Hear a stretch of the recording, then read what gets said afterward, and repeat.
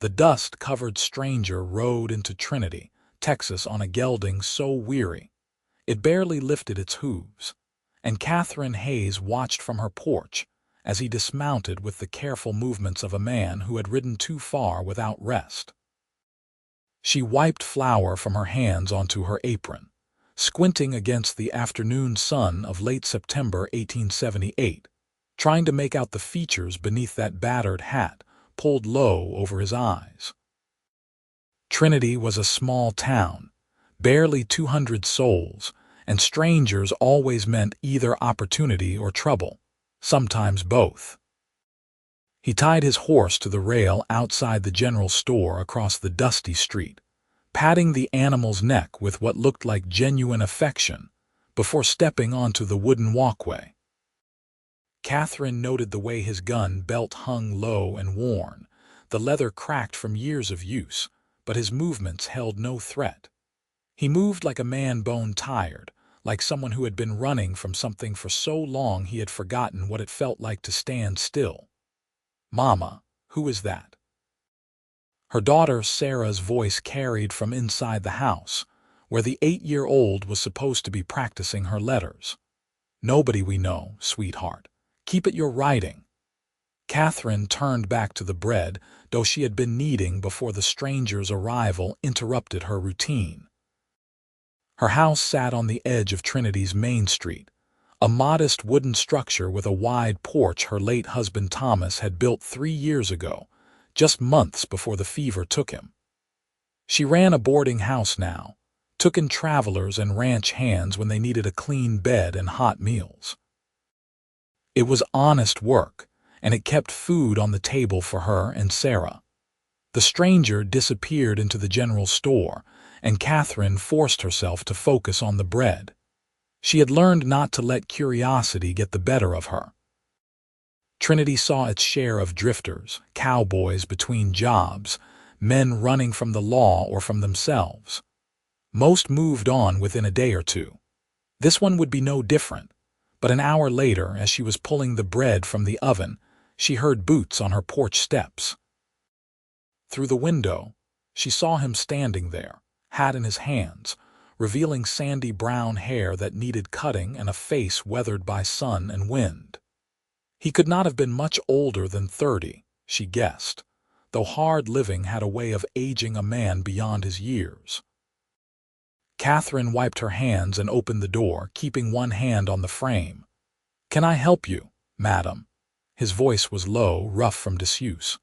"Storekeeper said you taken boarders. I am looking for a room and meals. I can pay." She studied him carefully. His clothes were trail-worn but clean, his eyes a striking gray that met hers directly without arrogance or deception. There was something in those eyes that gave her pause, not fear but recognition of a fellow soul who had known loss. "I have a room. $3 a week includes breakfast and supper. No drinking, no fighting, no bringing trouble to my door." "Yes, madam, that suits me fine." "What do I call you?" He hesitated, just a fraction of a second, but Katherine caught it. "Adams? Aaron Adams." Whether that was his real name or not she could not say, but she nodded. "I am Mrs. Hayes, Katherine Hayes. Supper is at 6. You will take the room at the end of the hall upstairs. Stable is out back for your horse." "Much obliged, madam." She showed him to the room, sparse but clean, with a bed, washstand, and a small table by the window overlooking the scrubland that stretched toward the horizon. He set his worn saddlebags on the floor with the care of a man whose possessions were few but valued. "Wash basin is down the hall. I will have hot water brought up before supper." "Thank you, Mrs. Hayes. I appreciate your hospitality." As she turned to leave, she paused in the doorway. "Mr. Adams, I run a respectable house. If you are in trouble with the law, I would know it now." Those gray eyes met hers again, and she saw pain there, old and deep. "I have broken no laws, madam. You have my word on that." She believed him, though she could not have said why. Katherine had learned to trust her instincts since Thomas died. They had kept her and Sarah safe through hard times. That evening, Aaron Adams appeared at the dining table precisely at 6, washed and presentable despite his worn clothes. Two other boarders sat at the table, ranch hands from the double T spread north of town, men Katherine had fed before. They nodded at the stranger but said nothing, focused on the stew and fresh bread she set before them. Sarah helped serve, carrying the water pitcher carefully, her small face serious with concentration. Katherine watched as Aaron thanked her daughter with genuine courtesy, and Sarah rewarded him with a shy smile before retreating to the kitchen. "Fine cooking, Mrs. Hayes," Aaron said quietly, breaking the silence. "Best meal I have had in longer than I care to remember." "Where are you coming from, Mr. Adams?" one of the ranch hands asked, more curious than suspicious. "North, been riding for a while. Looking for work." Aaron considered his answer carefully, spooning stew with deliberate focus. "Maybe, depends on what is available. I am good with horses, fair hand with cattle, can do carpentry if needed." "You might talk to Mr. Thompson at the Double T," the ranch hand offered. "We could use another man with winter coming on." "I will consider that, thank you." Katherine said little during the meal, but she watched. Aaron ate like a man who had gone hungry before, not rushing but finishing everything on his plate with quiet appreciation. He had manners, she noted, the kind that came from good upbringing, not recently learned. When the meal finished, he helped clear the table without being asked, carrying dishes to the kitchen despite the ranch hand's surprised looks. "You do not need to do that, Mr. Adams," Katherine said, taking the plates from his hands. "I do not mind, madam. My mother taught me to be useful." "Your mother raised you well." Something flickered across his face, grief perhaps, quickly hidden. "She did her best." After the boarders retreated to their rooms or the saloon, Katherine sat on the porch in the cooling evening air, listening to the sounds of Trinity settling into night. Sarah was upstairs, hopefully asleep, though the child had inherited her mother's curiosity about the new boarder. The screen door opened and Aaron stepped out, pausing when he saw her. "I am sorry, madam. I did not mean to intrude." "You are not intruding. It is a free porch." He settled into one of the chairs at the far end, maintaining respectful distance. For a long while neither spoke, and Katherine found the silence comfortable rather than awkward. The stars emerged overhead, bright and clear in the vast Texas sky. "You have a fine daughter, Mrs. Hayes," Aaron said eventually. "She seems like a good girl." "Sarah is my world. Her father died 3 years back. Fever took half the town that winter. I am sorry for your loss. And I am sorry for whatever brought you to my door looking like a man who has ridden away from everything he ever knew." Aaron turned to look at her, surprise evident even in the dim light from the window. "I am that obvious, only to someone who knows what loss looks like." "You do not have to tell me your story, Mr. Adams. But if you are staying in Trinity, you should know it is a small town. People notice things.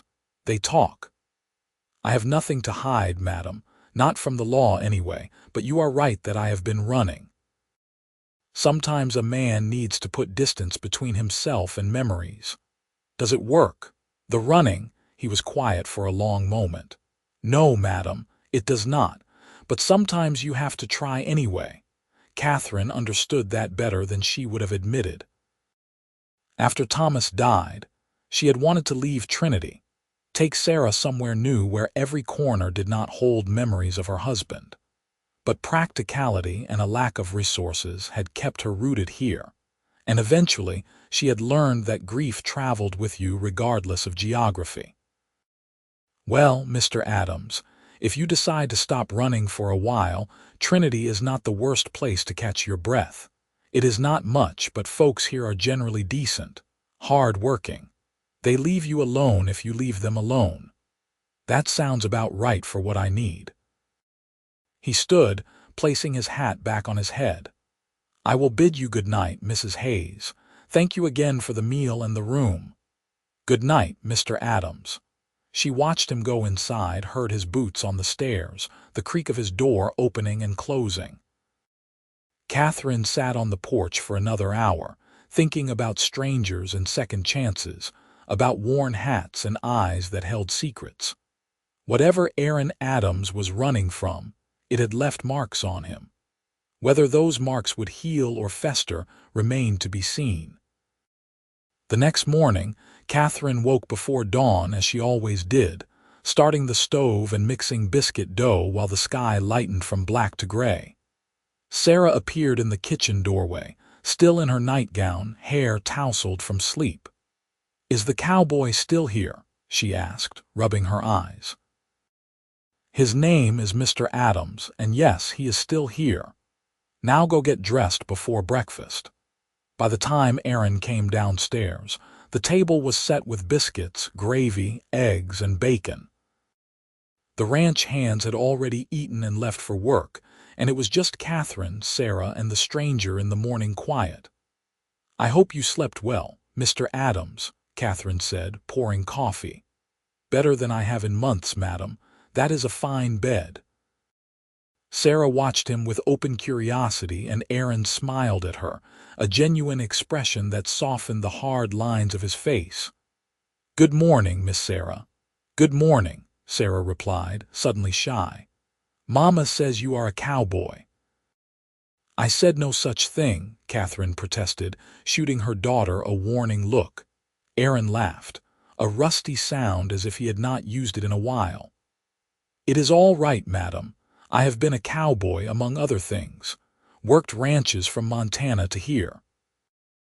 "Montana is far away," Sarah said, eyes wide. "Did you see Indians?" "Sarah, that is enough. Eat your breakfast." "It is fine, Mrs. Hayes." Aaron's voice held patience. "I saw Indians, yes.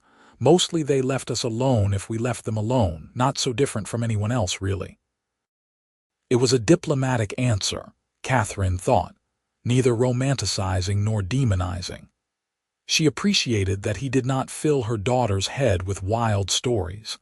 After breakfast, Aaron excused himself and rode out toward the Double T Ranch, saying he would inquire about work. Katherine watched him go from the kitchen window, noting the easy way he sat his horse despite the animal's poor condition. "You like him, Mama?" Sarah asked, appearing at her elbow. "I barely know him, sweetheart. Why would you ask such a thing? Because you keep watching him." "You do not watch the other boarders like that." Katherine felt heat rise in her cheeks, caught by her too observant daughter. "I watch all my boarders. It is my job to know who is in my house." Sarah gave her a skeptical look, far too mature for 8 years old, but said nothing more.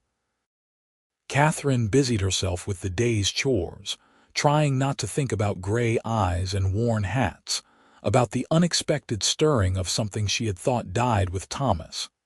Aaron returned at dusk, looking more tired but less burdened. He had secured work at the Double T, he told her over supper, starting the next morning. Ranch work, mending fences, working cattle, whatever needed doing.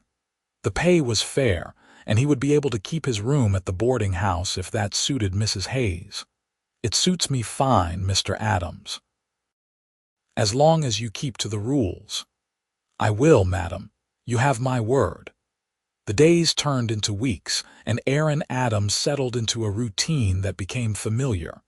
He left before dawn for the ranch, returned after dark, ate whatever Katherine had kept warm for him, and retired to his room. On Sundays, when the ranch gave the hands a day off, he helped around the boarding house without being asked, fixing a loose board on the porch, repairing the fence around Katherine's small vegetable garden, mucking out the stable.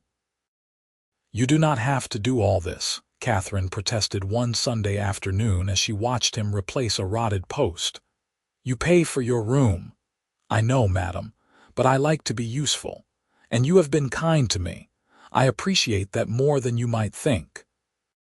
He had removed his hat to work, and she could see his hair was lighter now, bleached by the Texas sun. His face had lost some of its gauntness, filled out by regular meals. He looked younger, less haunted, though shadows still lingered in his eyes when he thought no one was watching.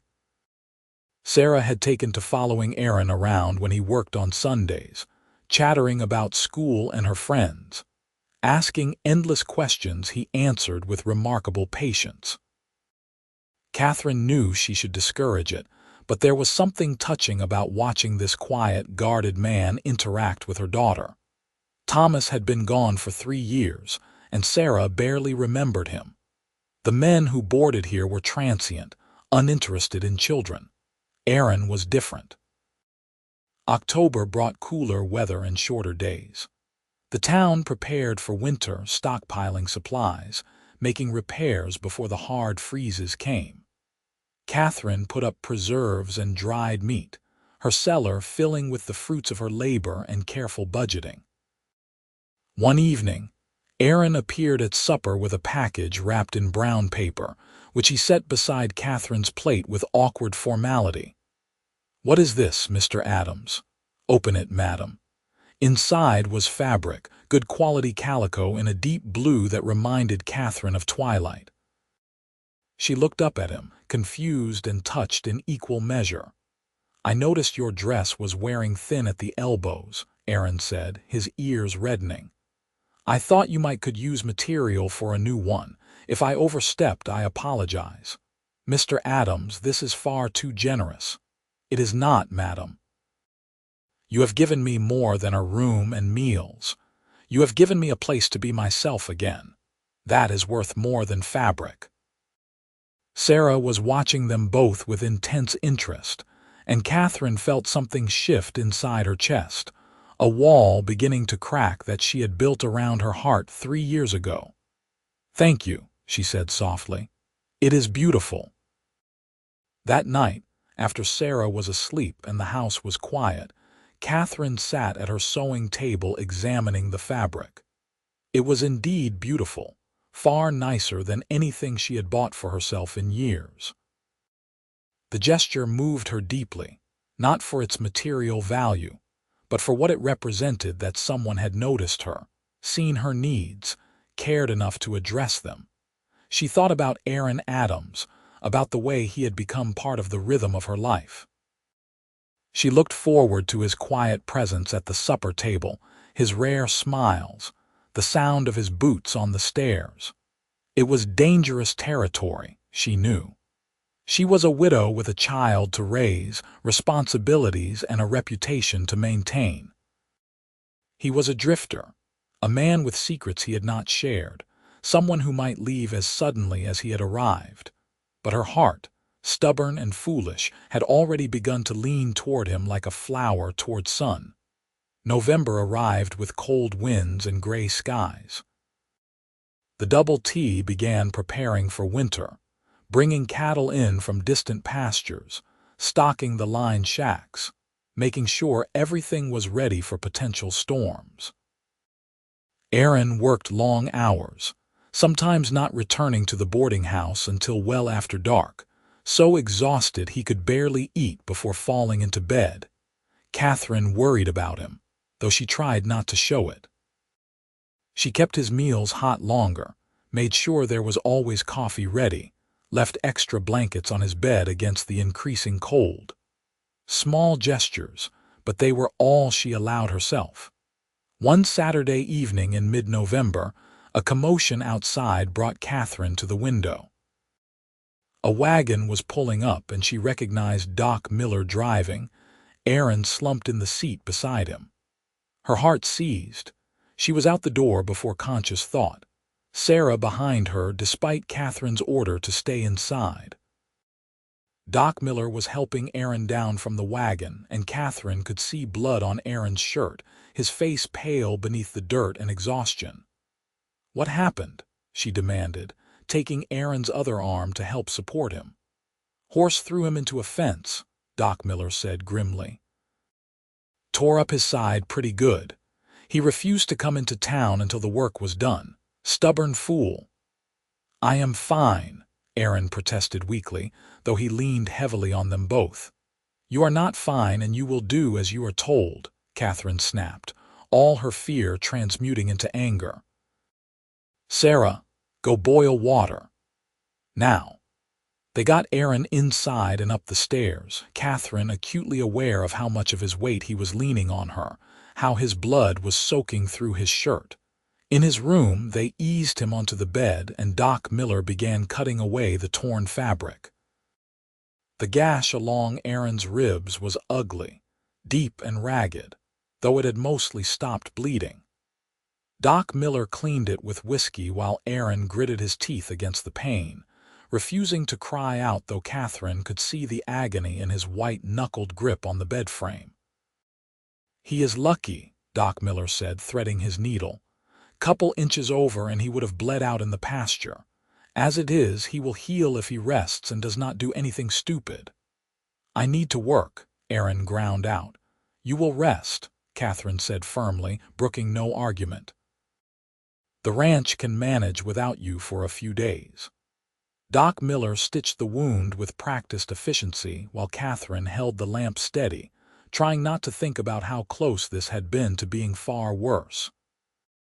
When the doctor finished, he left laudanum and instructions, taking his payment and promising to check back in a few days.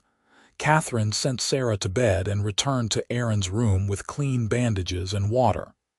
He was lying still, eyes closed, his breathing shallow and pained. "Mr. Adams, you need to drink something." His eyes opened, hazy with pain and the laudanum beginning to work.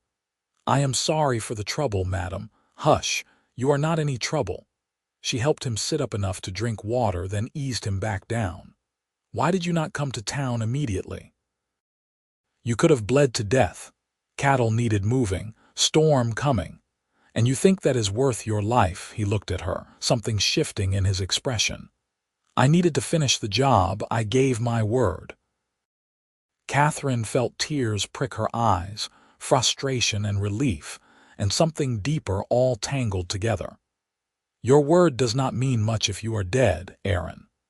It was the first time she had used his given name, and they both noticed it. His hand moved slightly on the blanket, and without thinking, Katherine took it in hers. His fingers were rough, calloused, warm despite his injury.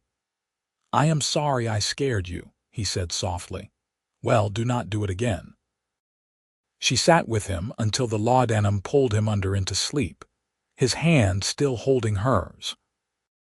Only then did she allow herself to acknowledge the terror that had gripped her when she saw him bleeding, the desperate prayer that had run through her mind that she could not lose someone else she cared about, because she did care about him. More than was wise, more than was safe, but undeniably and completely. Over the next week, Katherine tended to Aaron with fierce determination. She brought his meals to his room, changed his bandages, forced him to rest despite his protests. Sarah helped, reading to him from her school books when he was awake, keeping him company so he would not grow restless and do something to reopen his wound. "Your mother is a force of nature," Aaron told Sarah one afternoon, his voice amused despite the pain that still shadowed his eyes. "She is stubborn," Sarah agreed cheerfully. "Papa used to say she could out-stubborn a mule. Your papa was a wise man." "I do not remember him very much. Mama says that is all right, that I was young when he died. Do you have children, Mr. Adams?" Katherine, entering with fresh water, saw Aaron's expression close down, pain that had nothing to do with his physical injury crossing his face. "Sarah, that is enough questions. Let Mr. Adams rest." "No, madam, it is all right." Aaron's voice was rough. "I do not have children, Miss Sarah. I was married once, but my wife died before we could start a family." It was the first personal information he had volunteered since arriving in Trinity, and Katherine saw the cost of sharing it in the tightness around his mouth. Sarah, oblivious to the undercurrents, simply nodded and went back to her reading. Later, after Sarah had gone to bed, Katherine returned to check Aaron's bandages one final time. He was sitting up, looking out the window at the night sky, and did not turn when she entered.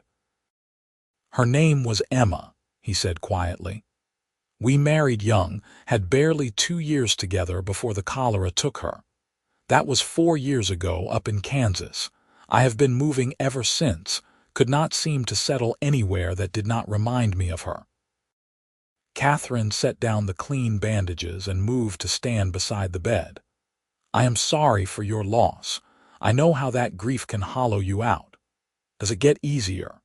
Everyone says time heals, but it has been 4 years and I still wake up some mornings expecting to see her beside me." "It gets different," Katherine said honestly. "Not easier, but different. You learn to carry it. Eventually, if you are lucky and brave enough, you learn to live again despite it." Aaron turned to look at her, his gray eyes luminous in the lamplight. "Have you learned to live again?" "I am trying." The words came out barely above a whisper. "Some days are harder than others, Katherine." Her name on his lips felt significant, a threshold crossed. "I need to tell you something. My name really is Aaron Adams, but I was not entirely truthful when I arrived. I was running, just like you guessed. Not from the law, but from grief and memories and the feeling that I had failed everyone I ever cared about.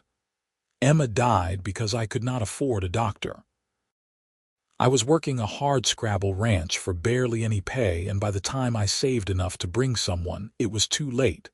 I have been punishing myself ever since, never staying anywhere, never letting myself want anything. And now I am tired of running, tired of being alone, tired of existing instead of living." He reached for her hand and she let him take it. "You and Sarah, this house, this town, for the first time since Emma died, I have felt like maybe I could have a life again, if you will let me try." Katherine's heart hammered against her ribs. She thought of all the reasons she should say no, should protect herself and Sarah from potential heartbreak. But she thought too of Aaron's kindness, his steady presence, the way he made her laugh at the supper table, how natural it felt when he was around. "I am scared," she admitted. "I lost Thomas, and it nearly broke me. I do not know if I can risk that kind of pain again. I am scared too, but I think maybe being scared together is better than being safe and alone." She looked at their joined hands, his larger and scarred from hard work, hers smaller but equally marked by labor and life. "We should take this slowly, for Sarah's sake as much as our own." "As slow as you need, Katherine. I am not going anywhere." It was a promise, and she believed him. Aaron healed over the following weeks, though Katherine insisted he take his time returning to work. The ranch foreman understood, sent word that Aaron's job would be waiting when he was ready. In the meantime, Aaron helped around the boarding house as his strength returned, and Katherine grew accustomed to his presence in ways that both comforted and terrified her. They talked, long conversations on the porch after Sarah was asleep, sharing stories of their pasts, their dreams, their fears. Aaron told her about growing up in Missouri, about his parents who had died when he was young, about drifting west looking for opportunity. Katherine shared memories of Thomas, not to compare but to honor what had been while acknowledging what was growing between her and Aaron now. "I feel guilty sometimes," she confessed one cold evening in early December, wrapped in a shawl against the chill. "Like caring for you is a betrayal of Thomas. You think he would want you to be alone forever? No. Thomas was practical above all else.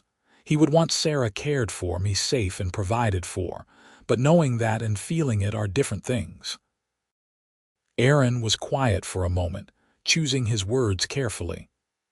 "Emma and I talked about it once, after her sister's husband died.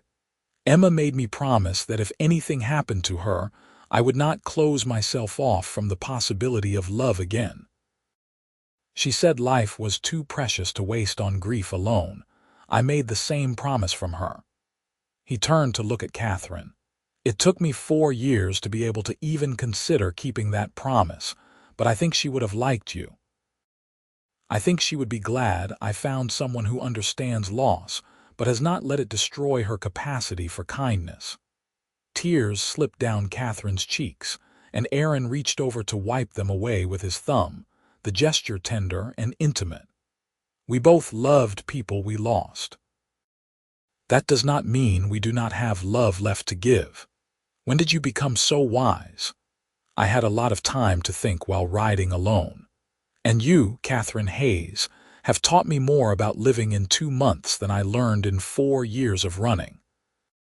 By Christmas, the nature of their relationship had shifted in ways that anyone paying attention could see. Aaron took his meals with Katherine and Sarah, helped decorate the small tree Sarah insisted on having, attended church with them on Sundays. The town noticed, of course, and Katherine weathered the curious looks and occasional gossip with her head high. She was a widow, Aaron a widower, and there was nothing improper in their courtship, for that was what it had become. On Christmas Eve, after Sarah had fallen asleep convinced she heard reindeer on the roof, Aaron and Katherine sat by the fire in the parlor, the house quiet around them. He had returned to work at the Double T weeks ago, but spent every free moment at the boarding house, and Katherine had long since stopped pretending it was merely because he rented a room there. "I have something for you," Aaron said, pulling a small package from his pocket. "It is not much, but I wanted you to have it." Inside was a cameo brooch, delicate and beautiful, the profile of a woman carved into pale stone. Katherine gasped, recognizing the value and the thought behind it. "Aaron, this is too much. It belonged to my mother. It is one of the few things I have kept from before. I want you to have it if you will accept it." She understood the significance, the weight of what he was offering. This was not just a gift, but a symbol, a promise, a future. "I will treasure it always." He pinned it carefully to her dress, his fingers lingering at her collar. They were close, closer than they had been before, and Katherine felt her breath catch as Aaron's hand moved to cup her cheek. "May I kiss you?" he asked, his voice rough with emotion. "Yes." The kiss was gentle, tentative, both of them half afraid of what they were starting. But when they pulled apart, Katherine felt something inside her chest bloom, warm and bright, a feeling she had thought lost forever. "I love you, Katherine," Aaron said simply. "I know it is soon and may be foolish, but it is true. I love you and Sarah, and I want to build a life with you both if you will have me." "I love you too," she whispered, the words feeling like truth and freedom all at once. "I think I have loved you since the day you showed up with that worn-out hat and asked for a room." He laughed and kissed her again, deeper this time, and Katherine let herself fall into it, into him, into the possibility of happiness she had not dared to hope for. Aaron proposed properly in January, getting down on one knee in Katherine's parlor with Sarah as an enthusiastic witness. They married in March, a simple ceremony at the church with most of Trinity in attendance. Sarah served as flower girl, beaming with pride at having helped orchestrate the match in her 8-year-old mind. The wedding night, Aaron carried Katherine over the threshold of what was now their shared home, Sarah already asleep upstairs in her room.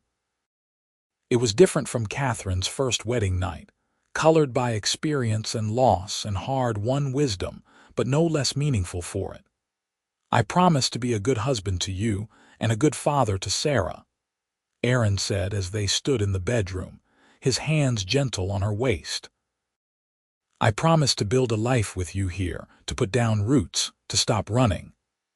I promise to trust you with my heart, even when I am scared, to build that life alongside you, to honor what we have both lost while celebrating what we have found." They made love slowly, tenderly, two people who had been broken finding wholeness in each other. Afterward, Katherine lay in Aaron's arms listening to his heartbeat, feeling safer and more content than she had in years. "Thank you," she whispered. "For what? For showing up. For staying. for being brave enough to try again. Thank you for giving me a reason to stop running, for earning my place at your table and in your heart." Life settled into a new rhythm. Aaron continued working at the Double T but came home each night to Katherine and Sarah, to warmth and laughter and love. He proved to be everything he had promised: a good husband, an attentive stepfather, a steady presence in their lives. In June, Katherine discovered she was pregnant. The news filled her with joy and terror in equal measure, memories of Sarah's birth mingling with fears about her age and health. But Aaron was steadfast, attending to her every need, talking to the baby each night as it grew inside her. "What if something goes wrong?" Katherine asked one night, her hand on her swelling belly. "Then we will face it together, just like we face everything. But I believe in you, Katherine. In us. This baby is meant to be." Their son was born in February 1880, a healthy boy they named Andrew Thomas, honoring both Aaron's father and Katherine's first husband. Aaron wept when Doc Miller placed the baby in his arms, overwhelmed by emotions he had thought he would never experience. "He is perfect," Aaron breathed, studying the tiny face. "Katherine, he is absolutely perfect." Sarah, now 10, was enchanted with her baby brother, helping with diaper changes and singing him to sleep. The boarding house continued to operate, though Katherine scaled back, taking in fewer boarders now that Aaron's steady income supplemented their finances. Trinity prospered and grew, the railroad reaching town in 1881, bringing new opportunities and challenges. Aaron was offered a foreman position at the Double T, which he accepted with Katherine's encouragement. They saved carefully, planning for the future, for Andrew's education, for Sarah's dowry when the time came. In 1883, Katherine gave birth to a daughter, Anna Rose, who had her father's gray eyes and her mother's stubborn chin. The house was full of noise and life, so different from the quiet, grief-shadowed place it had been before Aaron arrived. One evening, sitting on the porch watching Sarah teach Andrew to catch fireflies while Anna slept in her cradle, Aaron took Katherine's hand. "You ever think about that day I rode into town? How easily I could have kept riding, gone somewhere else, sometimes. It terrifies me to think how close I came to missing this, missing you. I almost did keep riding. Trinity looked too small, too settled. I was looking for somewhere I could disappear. But then I saw you standing on this porch and something made me stop. I have never been a religious man, but I think maybe it was meant to be. Emma and Thomas watching out for us from wherever they are, making sure we found each other, maybe. I like to think they would approve, that they would want us to be happy. I am happy, Aaron. Happier than I ever imagined I could be again." He pulled her close, kissing her temple. "So am I, my love, so am I." The years continued to pass, marked by the milestones of family life. Sarah grew into a beautiful young woman, educated and confident, eventually marrying a schoolteacher from Dallas and moving away, though she visited often with her own children. Andrew proved to have his father's way with horses, working alongside Aaron at the ranch, learning the trade. Anna was bright and headstrong, insisting on education beyond what was typical for girls, eventually becoming a teacher herself. Through it all, Aaron and Katherine's love deepened, tested by hardship and lost the drought of 1886, the winter blizzard of 1889 that killed half the Double T-Ticus herd, the death of friends and neighbors but never broken. They had learned from their first marriages the fragility of life, and they treasured each day together as the gift it was. In 1895, Aaron and Katherine sat on that same porch where they had shared so many conversations, now gray-haired and weathered but still holding hands like newlyweds. Sarah was visiting with her 3 children, Andrew was courting a girl from town, and Anna was away at teaching college. The house was quiet for the moment, a rare respite. "You remember what you said to me that first night?" Aaron asked. "About Trinity being a place to catch your breath." "I remember everything about those early days. Every word, every look, every moment I fell deeper in love with you. 17 years. Sometimes it feels like a lifetime, sometimes like yesterday. Do you regret stopping, giving up the drifting life?" Aaron turned to her, his gray eyes still as clear and honest as the day he had arrived asking for a room. "Katherine, my love, my heart, stopping in Trinity and earning my place at your table was the best decision I ever made. You gave me a home when I had been homeless for years. You gave me a family when I thought that chance was lost. You gave me a reason to live instead of just exist. I could never regret that. You saved me too, you know. I was so closed off, so convinced that my life was over except for raising Sarah. You showed me I could love again, that I deserved happiness, that taking a chance on someone was worth the risk." Their grandchildren tumbled out onto the porch, full of energy and laughter, and Aaron swept the youngest into his arms with practiced ease. Katherine watched him with those children, saw the joy in his face, and felt her heart swell with gratitude for the path that had led them here. That night, after everyone was asleep, Aaron and Katherine lay in bed talking quietly, as they had done for 17 years. "What do you think our lives would have been like if we had never met?" Katherine wondered. "I would have kept drifting, probably worked myself to death on some ranch somewhere, alone and bitter. You, I would have kept the boarding house, raised Sarah, grown old alone. Survived but not truly lived. We were lucky then, to find each other when we did, how we did. It was not just luck, Aaron. You chose to stop. I chose to take a chance on a stranger. We both chose to be brave enough to love again. Best choice I ever made. Mine too." They fell asleep wrapped in each other's arms, the way they had for nearly 2 decades, the way they would for the decades still to come. The town of Trinity continued to change and grow, but the story of Katherine Hayes and the stranger cowboy who had shown up with no name and a worn-out hat, who had earned his place at her table and in her heart, became part of local legend. People told it to their children and grandchildren, a reminder that second chances were possible, that love could bloom even in the hardest soil, that sometimes the best things in life came from being brave enough to take a risk on someone who needed a place to belong.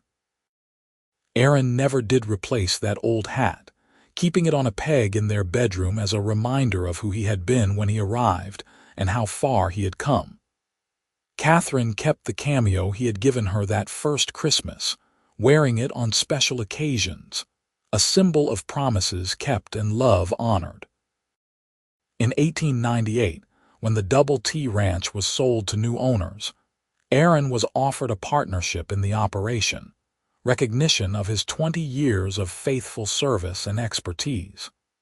He accepted, and the Adams family became part of Trinity's established leadership, respected and valued. Andrew married his sweetheart and brought her to live on a portion of land Aaron purchased, building their own home and starting their own family.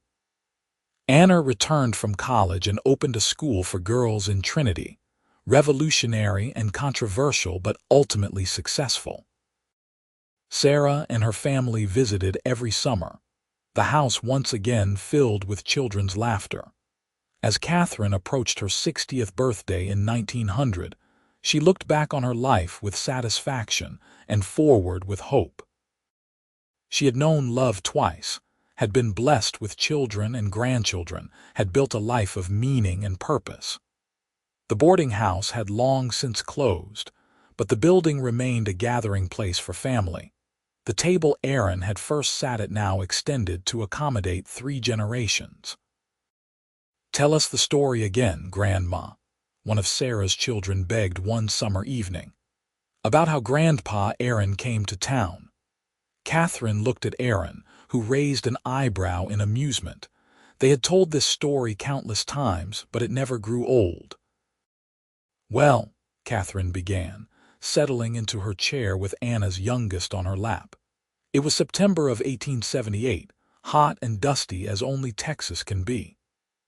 I was on the porch making bread when I saw him ride in, this stranger on a tired horse, wearing the most battered hat you ever saw. "He looked like trouble," Aaron interjected with a grin. "He looked like he needed a good meal and a bed," Katherine corrected. "He came to my door asking for a room, and something in his eyes told me to say yes." "What was in his eyes, Grandma?" "Sadness. Loss. But also hope, though I do not think he knew it yet. He was running from his grief, you see, just like I was hiding from mine. But sometimes the universe has other plans." "Tell about the fence," Andrew's son demanded. "Patience, child. These things take time." Katherine continued the story, embellishing slightly for dramatic effect, watching Aaron's face as she spoke. He had heard this version before, knew which parts were exact truth and which were enhanced for the grandchildren's entertainment, but he never contradicted her. When she reached the part about Aaron's injury, the children gasped appropriately. When she described his proposal, they sighed with romantic satisfaction. And when she finished with their wedding, they applauded as if it was a performance. "So the moral of the story," Sarah's oldest said thoughtfully, "is that you should always be kind to strangers because they might become your family." "That is one moral," Aaron agreed. "Another is that it is never too late to start over, to take a chance, to choose love over fear." "And that sometimes," Katherine added, "the best things in life come when you least expect them, from the most unlikely sources. A stranger with a worn-out hat can become the love of your life if you are brave enough to see past the surface to the person underneath." The children eventually dispersed to their beds, and Katherine and Aaron were left alone on the porch once more, the summer night warm and full of cricket song. "We have done well, have we not?" Katherine said softly. "Built a good life, raised good children. We have done better than well. We have built something that will last beyond us, a legacy of love and family and second chances. No regrets, not a single one. You. Only that I did not have more years with you. Time moves too fast." Aaron pulled her close, and they sat together watching the stars emerge, the same stars that had witnessed their first tentative conversations 22 years earlier. "We still have time, Katherine. Years yet, God willing, and I intend to treasure every single day of them." They did have years, as it turned out. Aaron lived to see the new century turn, to meet great-grandchildren, to watch Trinity transform from a small frontier town into a thriving community. Katherine was beside him every step of the way, their love a constant in a changing world. When Aaron finally passed in 1912, at the age of 64, surrounded by family in the home he had made with Katherine, his last words were of gratitude for the life they had built together. Katherine held his hand as he slipped away, her heart breaking even as she felt blessed for every moment they had shared. She lived another 8 years, tended by Anna and Andrew, visited constantly by grandchildren and great-grandchildren. On her own deathbed in 1920, Katherine's thoughts turned to that September day in 1878, when a stranger had ridden into Trinity asking for a room. She had been so close to saying no, so wary of opening her home and heart to someone unknown. But she had taken a chance, had trusted her instincts, and that choice had changed everything.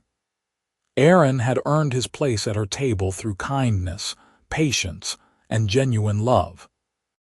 He had shown her that life after loss was possible, that loving again did not diminish what had come before, but honored it by refusing to let grief be the final word.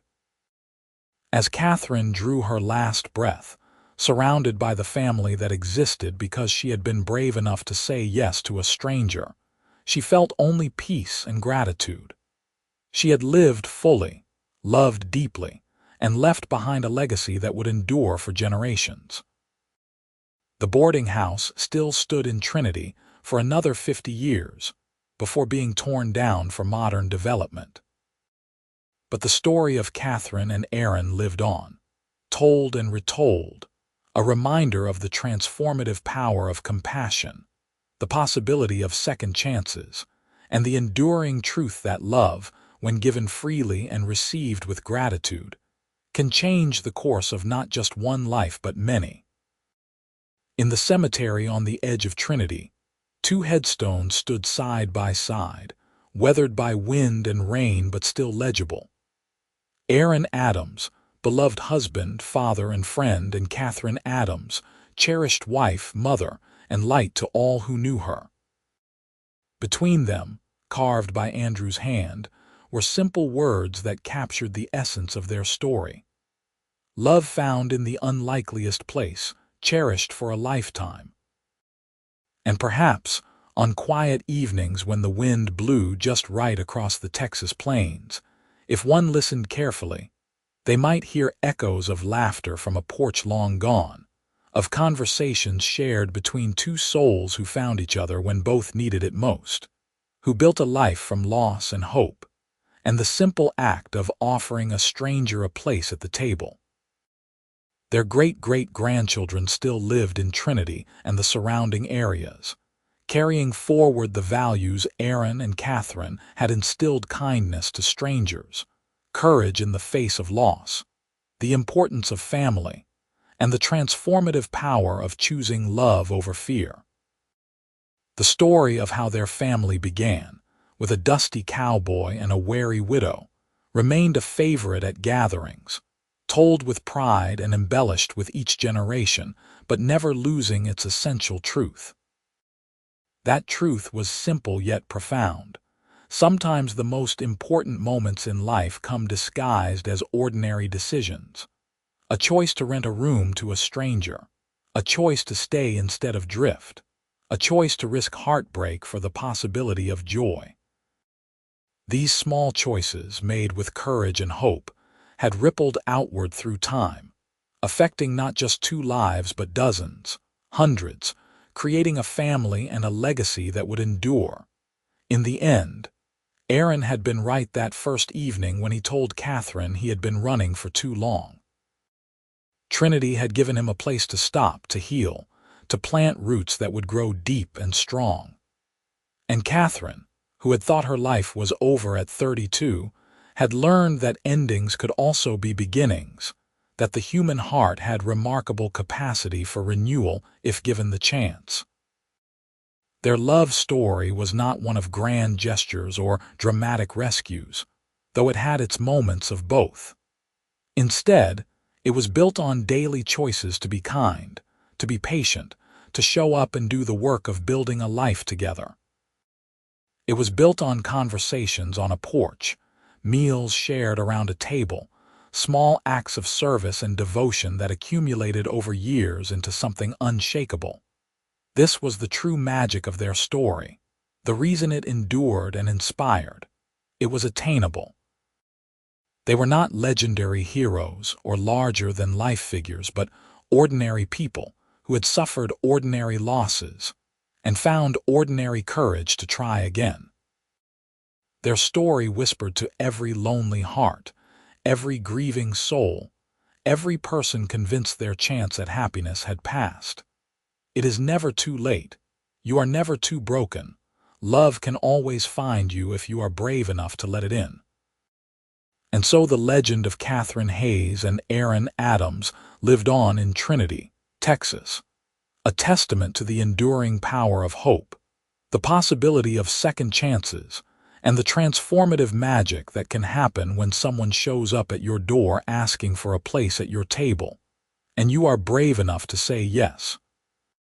The worn-out hat Aaron had arrived with, carefully preserved by Katherine and passed down through generations, eventually found its way to a local museum, displayed alongside photographs of the couple, Katherine's cameo brooch, and handwritten letters documenting their courtship. School children on field trips pressed their noses to the glass, imagining the stranger cowboy who had ridden into town all those years ago, the widow who had taken a chance on him, and the love that had blossomed between them against all odds. Teachers used their story to illustrate lessons about Texas history, about life in the frontier days, about the importance of community and family. But the story transcended historical context, speaking to timeless truths about the human experience, our capacity for resilience, our need for connection, our ability to heal and grow and love again, even after devastating loss. On summer evenings in modern Trinity, descendants of Aaron and Katherine still gathered for reunions, filling parks and backyards with laughter and conversation, the sound not so different from those long-ago meals around Katherine's table. They shared stories and memories, connecting across generations through the common thread of family history. And always, at some point during these gatherings, someone would ask for the story to be told again. The details might vary depending on who was telling it. Some emphasized the romance, others the hardship.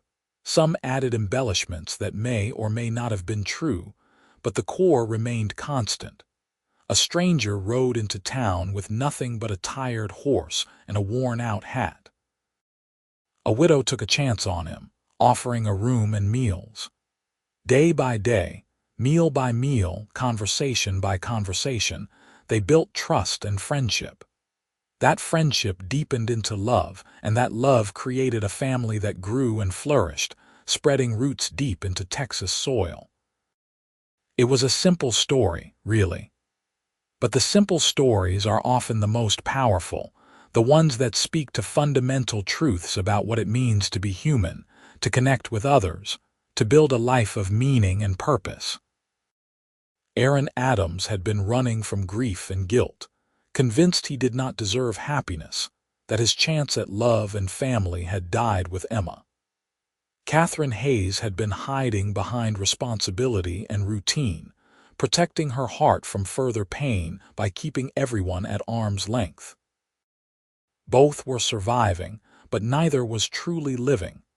Their meeting changed that. It gave Aaron a reason to stop running, to face his past and forgive himself, to believe he deserved a second chance at happiness. It gave Katherine permission to open her heart again, to risk vulnerability, to trust that love was worth the potential pain.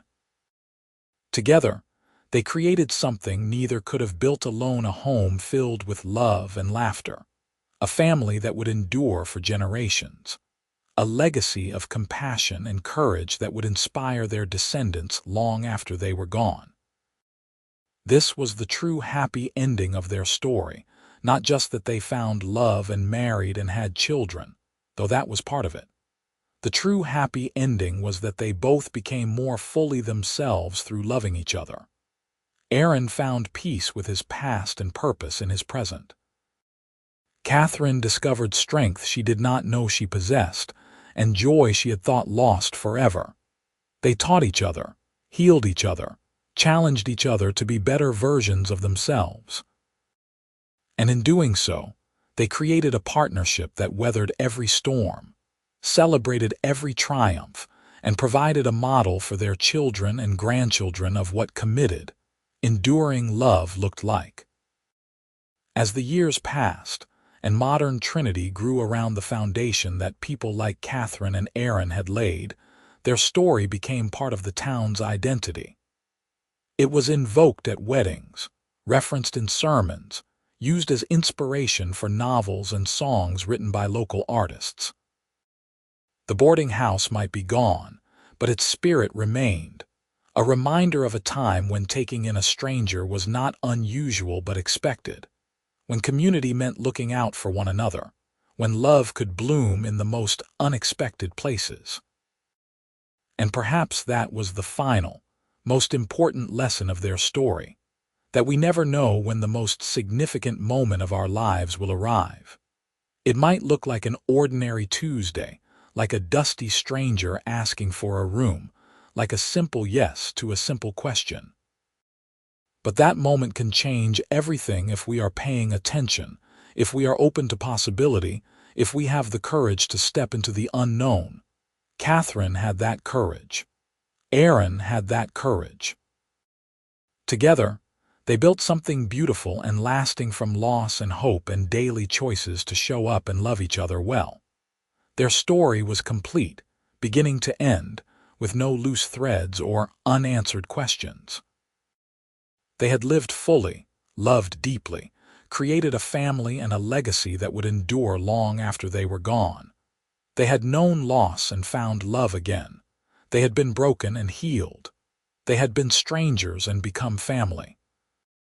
And on those summer evenings in Trinity, when descendants gathered and stories were shared, when laughter echoed across generations and love was celebrated in all its forms, the spirits of Katherine and Aaron seemed to hover near, watching over the family they had created, satisfied with the life they had built together from that one brave choice on a September day in 1878.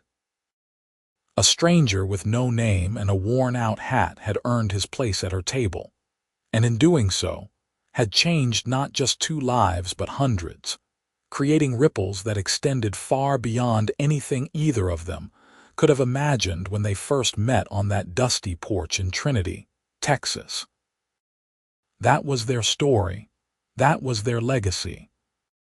That was their happily ever after, not perfect or without pain, but real and true and enduring, a testament to the transformative power of love, the possibility of second chances, and the magic that can happen when we are brave enough to open our hearts to possibility, even when we are afraid, even when we have been hurt before, even when it seems safer to stay closed off and alone. Katherine and Aaron had chosen differently. They had chosen love, and that choice, repeated daily for decades, had made all the difference. The end.